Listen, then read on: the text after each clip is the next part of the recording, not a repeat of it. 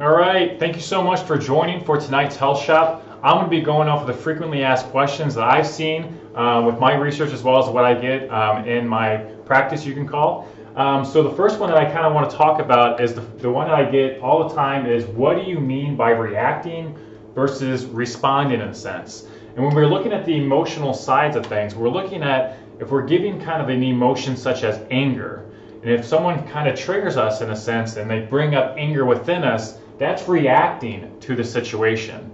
But we find out that, that some person came up and we gave them anger, well, there's something within them that we kind of don't really resonate a whole lot with in that sense.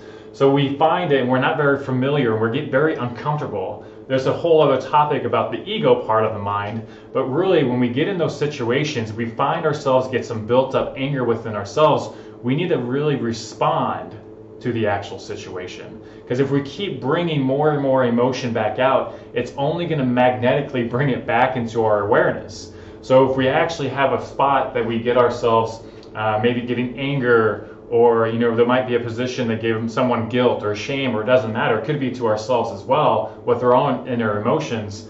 But if we respond to a situation, we kind of slowly let that magnetic charge within that situation that we're getting triggered with, and it'll just kind of deplete that going on. So it won't actually get magnetically brought back into our awareness. So if we find ourselves in a reaction situation, let's really just kind of, you get yourself feeling, you get something going on inside, and then just realize if we react to it, it's only going to make the situation much, much worse. And we can see that a lot with people reacting nowadays in public locations. So the next one I get a lot as well, even online, is, have you ever heard of the law of attraction? And yes, I have heard of the law of attraction. I think it's very good, but some people look at it's a law of attraction, and it doesn't rub people the right way. Well, if we look at the law of attraction, we can look at it as a sense of, when we go back to the basis of really what everything is energy. And energy is in the standpoint of going back to the entanglement of things. So I don't want to get into much of the science behind it, but the law of attraction essentially stating is, when we're talking about goals, we're really attracting what we're wanting in life. So if you have a goal like a 5-year plan or a 10-year plan, that's essentially going down the lines of law of attraction. You are putting down a goal and you're putting the emotion behind it to get attracted back into your life. So it's very, very good to utilize this. And kind of go into the last question that I have for you is, what is the best way to reach my goals?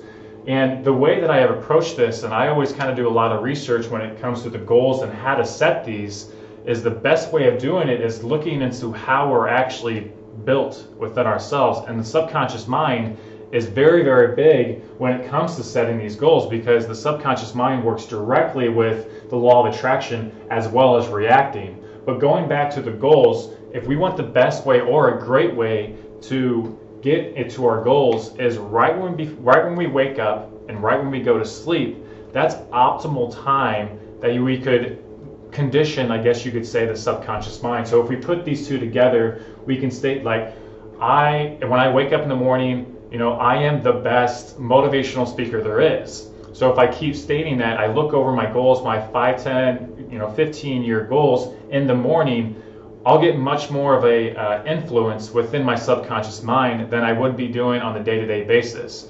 So if you want to find yourself, reaching your goals, the best way of doing that, recommended is to do, right when you wake up. So this goes another way as well, is once we wake up in the morning, try not to use so many things that you can react to. Use those negative emotions, because if you use those negative emotions in the morning, you may be programming possibly the subconscious mind much more with those reactional emotions. So if we keep ourselves calm, nice and relaxed, you're not only responding to the things that you have going on in the morning, but you can certainly reach yourselves getting to the goals much, much efficiently when it comes to that. So just kind of keep those on mind, and that's really all I have for you to really just understand what I have going on here. So the best one that we can look at is Prince is good.